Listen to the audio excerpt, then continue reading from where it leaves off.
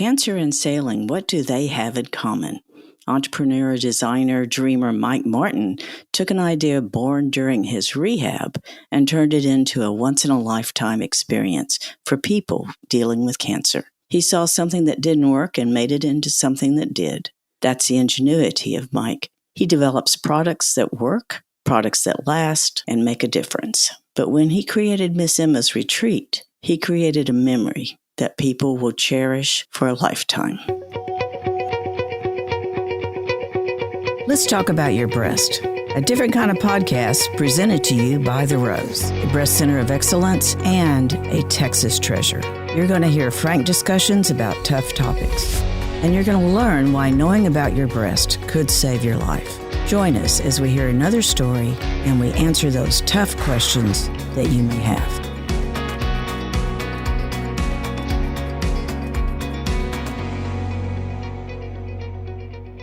My name is Mike Martin. I am here to talk about Miss Emma's Retreat, which we take cancer patients sailing in Galveston Bay free of charge. I also have a company called Capitalism to Cause, where all the things that I invent, we sell, and some of the proceeds goes to the causes that we support, which the Rose is one of them. So, and then, of course, Miss Emma's Retreat. Well, we're so delighted to have you here. And I want you to tell me the story of how Miss Emma's Retreat started. It's a pretty crazy story. It was a very challenging time in my life. I was finishing up from another product that I invented that I worked on for about 20 years. Is a weighted scrub brush, my first invention. And I was in the process of selling it. My doctor had told me that I had heart disease. I had to have a stent put in. And so just under a lot of stress, and my parents were getting sick. Candy's my wife, her parents we were doing hospice with them at our house. And so we did 4 years with hospice with them. And then my parents were starting to get towards that same stage, and I was looking at having to take care of them.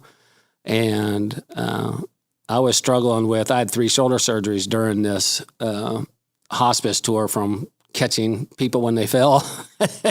And I would tear my shoulders up and have surgery for it. And so I got addicted to pain pills. And so, and with a stent, that wasn't very good. So my blood pressure got really out of control, and I was in a lot of trouble. And then Emma was born in 2017, and she had a knot on her chest. And that was the sign to me that my life had to change, that I wasn't going to be able to take care of anybody. So I went to my wife, Candace, and told her that I had to check myself into rehab to get over this pain pills. She really didn't know anything about it, what was going on. So she was shocked. But I went ahead and did it. It was the start of the most amazing chapter of my life that has ever happened. I went in to the detox. That's what I really needed to get medicine so I could come off of the pain pills without having a stroke or heart attack or whatever. And so I got there. And that's when the magic started. I mean, at first there was, 8 people when I got there. And, it's always so uncomfortable when you're sharing your worst part of life with other people. And the next day I woke up and everybody was gone. I was at the detox by myself. And so for the next 3 days, I got to sit and talk to counselors and work on myself. And that helped. I was still in a lot of trouble. But then we went to rehab, and that's where it really started. The first day there, I isolated because no one wants to be where we are when we're in that condition, and don't want to be around anybody else who's in the same condition.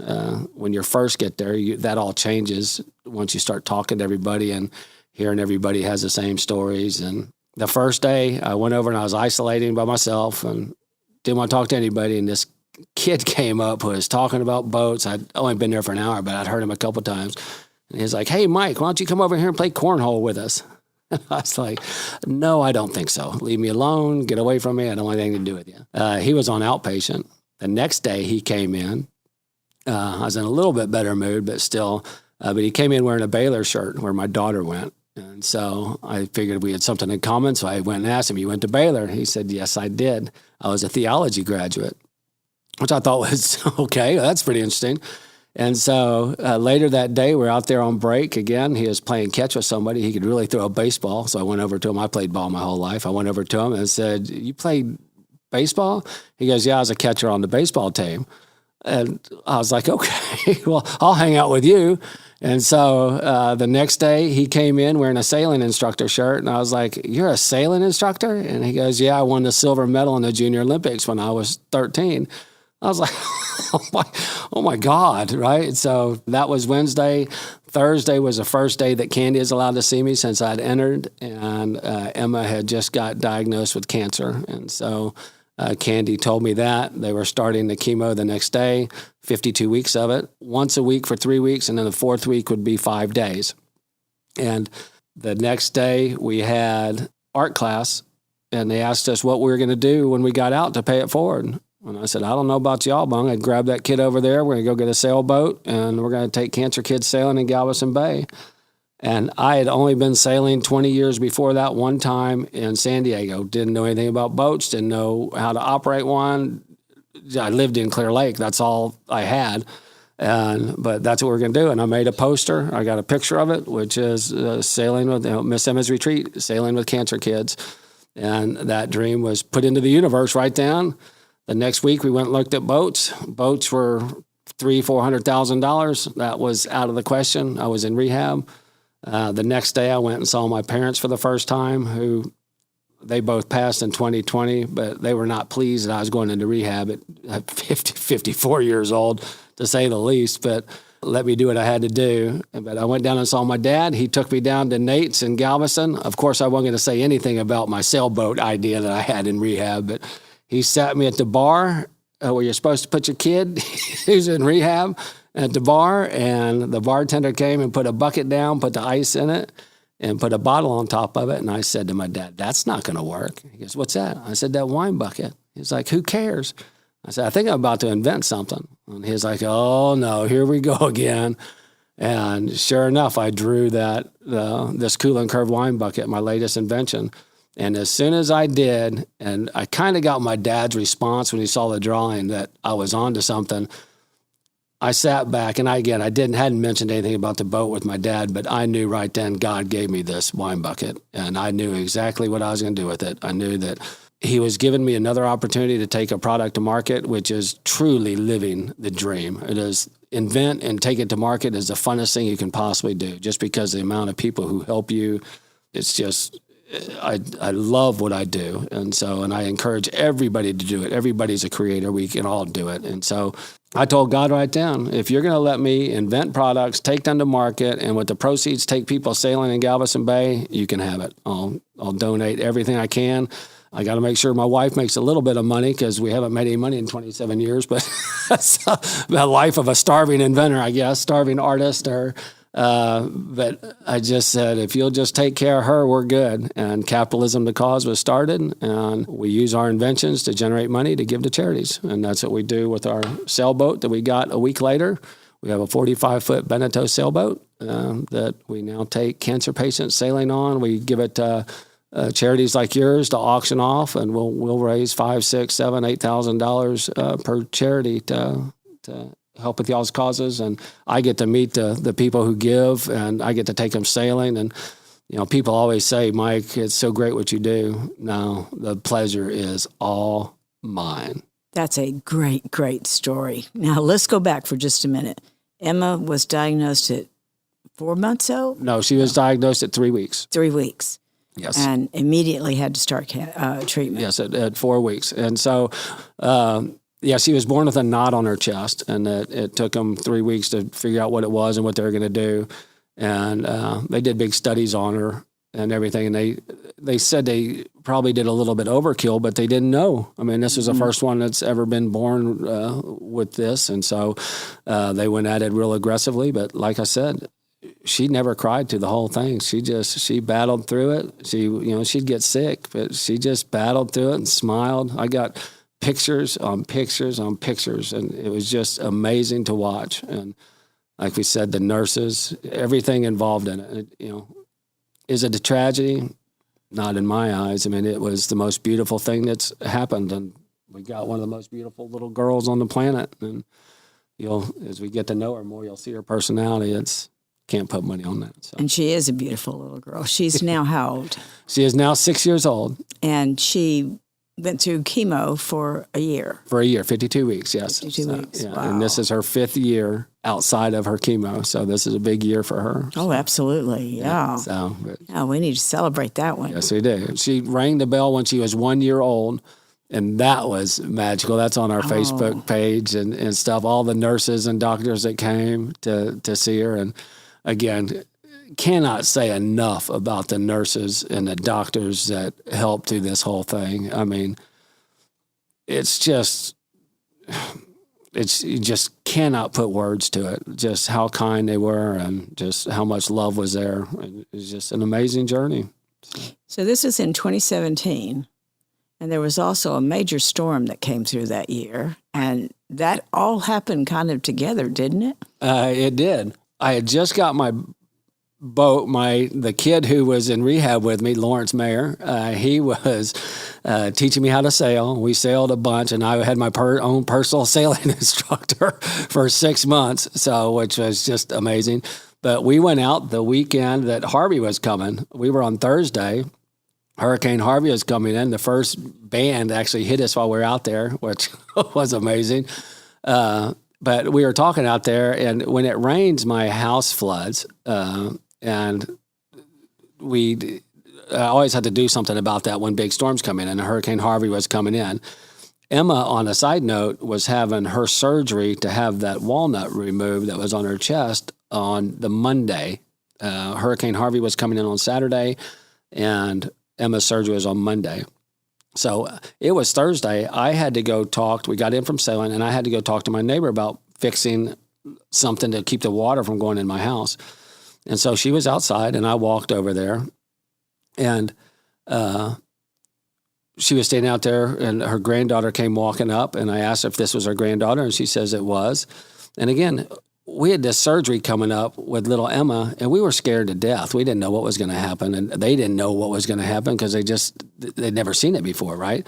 And so anyway, the little girl comes running up. I asked Audra, if that was her granddaughter. She said, yes, it is. I said, our granddaughter's having surgery on Monday. And she goes, really? How old is she? I said, she's 4 months old. And she goes, really? Is her name Emma? And I said, yes, it is. She goes, I'm the head nurse in the operating room. And so that was a first, not the first, but one of many signs that the man upstairs or woman upstairs was in charge of all this. Absolutely, absolutely. So you call yourself a disruptor. I know you invent things. How many different products have you actually taken to market? This is my second. I have 3 patents, have some trademarks, but my heavyweight scrub brush, called the Heavyweight, was my first product that I did back in 1995, I guess about 4 weeks after I met Candy. And then I did this one starting in 2018. I invented it. And again, after rehab, it took us 3 weeks to get the boat, and it took us 8 more months to get the buckets into my garage. So it was a very quick process, the whole thing. And we were a lot faster at it with the bucket only because we had done it before. Mm-hmm. And so, but this is our second product, and things are, we've had some hurdles and some mistakes that, they're not mistakes, they're just lessons learned, but I've had some hard lessons learned, and but now things are really starting to roll, and I think we're about to find our stride and go. And so tell us again, because you mentioned it before, but when you purchase this bucket, part of that can go to any charity, to a charity you pick, right? Or yes. Yeah. How does you just go online and buy them, or what? Yes, you go to coolinCurve.com, and that's COOLINCURVE.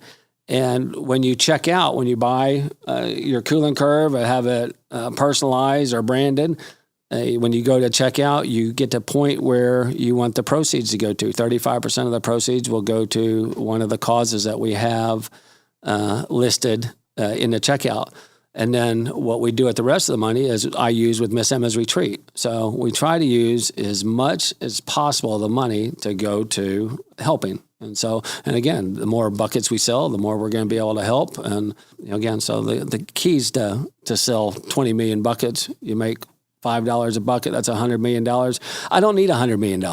You give me one, we're good. So you can have the 99 and we'll go make another invention. So we'll make a difference with the $99 million. So. And for our listeners, this bucket is absolutely gorgeous, but it has a way of allowing the bottle to just go into the ice without all the hassle of trying to get into it. I've never seen anything like this. It's amazing. Yeah, no, it's a curved bottom beverage chiller is what it is. And it's pretty simple. When you use a regular wine bucket, you can't get the bottle into the ice because the ice doesn't move out of the way. Well, because we curved it, when you push the ice in or push the bottle in, the ice just rotates around the curve, and there you have it. There you have it. A curved bottom beverage chiller. Now, Mike, I know, and you kind of went very quickly over this too, the yacht or the sailing experience that you offer, that is totally free to that cancer patient, and how you help us make money from it, which, by the way, Mike, we had the most fabulous shrimp boil we've ever had. We've never made that much money, and some of that's attributed to you. Absolutely. You gave us one, and then you donated another one. And I mean, the people were going crazy. They just thought that was the best gift of anything. It's an experience. Yes. And it really meant a lot to us to even know this kind of resources out there for cancer patients. So thank you first. And so when you say it's open to any cancer patient? Yeah, and even family who has lost someone in cancer. I mean, we just want to, when you get on a boat, when we go out there, you're with God. We call it God's breath in the sails. You hear it. We don't listen to music because it defeats the whole purpose of being out there. So we sit out there, you turn the motor off, the sails are up, and they're just, and it's just in the wind, and it's God, and it's just absolutely magical. And so what we do is we'll take up to 6 guests out on the boat, free of charge. We feed them. We have a Chef Scotty Campbell, who I guess he's 65 now, but he had a heart transplant 4 years ago and is our chef. So he is amazing, just does amazing food. And so as long as we have him, COVID kind of got him a little bit, but as long as we have him, I think that makes the cancer sale even better. And not just cancer sale, but the auction sales, because he's just magical himself. What a great story. But yeah, we just go by word of mouth. Anybody wants to go, you just call us and we take you out. And it's not just a one-time thing. If you need to go sailing, we take you sailing. So I use Sail Time, which I don't own my boat. I got it through a membership. Again, when I was in rehab and I went and looked at boats and they were $300,000. Again, I just think rehab and $300,000 don't go together. Work. No. So that wasn't possible. But when I was researching, I found a company called Sail Time, and Evan and Amanda, who are absolutely amazing. And it's a timeshare. And so you just pay a monthly fee, and I get the boat 7 times a month, and I use my 7 times to take cancer kids sailing or cancer people sailing. And it's just worked out fantastic. The big vision down the road is to have all the sail times in the country, and the people who sail with Sail Time, like me, I'm not the only one that wants to help people. Everybody wants to help people, and to take them sailing out on their boats. What a great thing to do. So I hope that we can do this all over the country. We can spread the word about the wine buckets. They'll sell the wine buckets. The wine buckets will pay for the food, pay for the sailboats, and off they'll go, and we'll help people all around the world who are struggling with cancer. Well, that's a big vision. Yeah. But it could come back. It could come together easily. I mean, with the things that you've shared with us, the community stepped up and helped anytime that you had another one of these crazy ideas and made it happen. Tell us about the Sunday trip you just took. Yes, and this is... it was magical for sure, and this is something that happens quite a bit.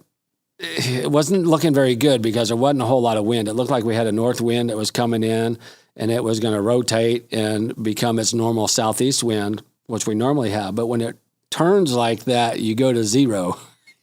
And no wind means hot. And so a lot of times when it's hot here, it's not hot on the water. You have a cool breeze. And so But we went out on Sunday. It was hot. I had one sail up because there was no wind whatsoever. There wasn't even a ripple in the water. I mean, it was smooth. And I had to keep the motor on because there was just no air on the boat. And we were probably out there for about an hour, and then God does what he does. He showed up, and we had 2 grandparents, 2 kids, and then 2 grandkids on the boat. And the grandkids were hot and, getting a little bit anxious. And all of a sudden, God showed up and brought us dolphins. And I don't know if you saw the video. Oh, I saw it. It was amazing. Yeah. Oh, my gosh. I mean, they were doing flips out there. They were playing with jellyfish, throwing jellyfish to each other. One almost jumped in the boat, it seemed like. The guy was banging on the back of the boat, and the dolphins kept coming up to us. And I tried to explain to them that this just does not happen. And so it's happened in different levels to some other people when we needed it. But I mean, it'll be raining in Houston, pouring on a day of our sail, and people call, "Are we sailing today?" It's like, just get to the boat. Just get to the boat. Oh, you sure? Get to the boat. They get to the boat. It stops raining. We put them on the boat. We go out there. We have this beautiful sail for 5 hours. Come back in, put them on land, get them in the car. It starts raining. I mean, that's just how it works. I mean, God just shows up when it's time to sail. So. Again, that goes back to, oh, Mike, I can't believe you do what you do. No, it's fun. I mean, again, I'm the one who wins out of all this just to get to witness. I love that God just shows up. Yeah. Boy, we need a lot more of that, especially when you're battling cancer or you're dealing with a loved one who has cancer. Wow. Yeah, no, it's tough. And we have a lot of it. My mom died of breast cancer. My 2 brother-in-laws just passed right away from cancer. Both of them had it a year maybe, and they both passed. And so I'm with a lot of people that happens to. And so, it's tough and it's sad, but it's also, there's so much beauty in it. My parents died in 2020, and I was down there taking care of them. And they were married for 63 years. They were together for 79 years. Held hands in first grade, and they told me their whole life, "Oh, we're gonna die at home. You're gonna be the one who takes care of us, and it's gonna be perfect." And I was like, don't know how they knew that, but sure enough, they died at their beach house, and I managed to put them in the exact same spot in the house, and so they died in the exact same spot. So. If there's a portal that you go through to be together, I got him in that portal. Oh, Mike, what a story. Yeah, but the day after my dad died on August 1st, on August 3rd, one of my first cancer patients had put on Facebook that he was looking for a beach house in Surfside. If anybody could help out, he was looking for a discount because he wants to take his daughters for one last vacation before school started. I knew his condition, and I knew it was more of one last vacation for him. And so I looked at our beach house. I was like, well, this one just emptied out. Why don't you come here? So I called him up and said, hey, why don't y'all come down to our beach house and stay here for a few days? I'll step out and y'all can have it, and then we'll go sailing and have a good time. And they said, okay. And they came down 2 weeks later on a Monday, and he got out of the car from Edinburgh, John Castillo, and he got out of the car and he was sick. I mean, he was close. He was near the end of his battle, his journey, I should say. And so we got him upstairs, and I was like, oh my, what have I done? Because now I had my parents just pass in this house, and now I might have another person pass in the house. So I was a little concerned about that. I didn't tell my brothers that I'd done that. And so I'm the youngest, the troublemaker, of course. And so we got him upstairs, got him into bed, my mom's bed, the Tempur-Pedic that Gallery Furniture sold me. Thank you, Mac. Adjustable, and we got him up there, which I know he was in heaven in that thing because my mom loved that bed. But he was too sick to go sailing, I thought. But sure enough, when I was leaving, he said, hey, Mike, are we going sailing tomorrow? And I was like, of course we're going sailing, And again, I didn't know what to do with that. But the next day, we were waiting at the boat for him, and I didn't think he'd show up. I thought he'd be too sick, but he showed up, and we took him sailing, him and his family, his girls and his wife, Lesvia.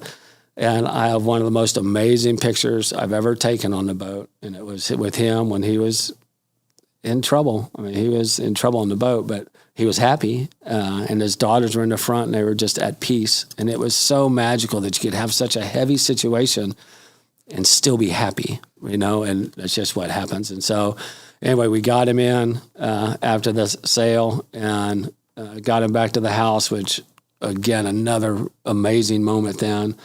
And then he died 2 weeks later, and it was a magical sail. But I still see posts today on Facebook of them in the beach house and them on the sailboat. And so that's the big mission, is to have a house in Waterford to where people can come and stay overnight, and then we'll sail and they won't be rushed, and we'll have our chef there take care of them and just really have a great program that isn't just about sailing, but just care and everything. So, and you had mentioned earlier, it might happen. It will happen. I will make this happen. It's God I doing believe it. I believe it. Yeah, and I think what you're doing is, it's like you've invented something else totally different. And this is that experience. And, cancer does involve the entire family. And sometimes we need to have those good experiences, not just the bad memories or the hard memories. So, wow, what a gift you are to so many, Mike. And, I didn't know all these things about you.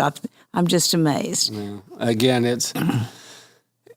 I've been so blessed my whole life, and I've been around, I don't know, I was trying to put a number on it, I guess 12 people who passed that I was really close to, and with them, right? And it's sad, of course, but it's also magical. This isn't the end. This is just the beginning. Life is... I don't think we really know what life is. Life is much more than what we make it down here on this planet, and we can make it better by just quieting the old noodle and living in the present. And because in the present, in the moment, I found that's where God lives, because that's where He makes everything happen, and I just watch it. And God just shows up. He does show up. Oh, thank you for the story. Thank you for sharing with us. Thank you for supporting the Rose. So appreciate you. I hope 37 more years. So that wraps it up for today. And don't forget, we're doing an episode every single day. You're going to get your daily dose of Let's Talk About Your Breasts during the month of October. October is the month of pink, and for the Rose, a breast center of excellence, that means we'll be airing podcasts every day in October to celebrate Breast Cancer Awareness Month. We'll be sharing everything from bikers writing for breast cancer to areola tattoos. Be sure to share with family and friends, because there's a little something for everyone. To find out ways to help the Rose, visit our website at therose.org. And remember, self-care is not selfish, it's essential.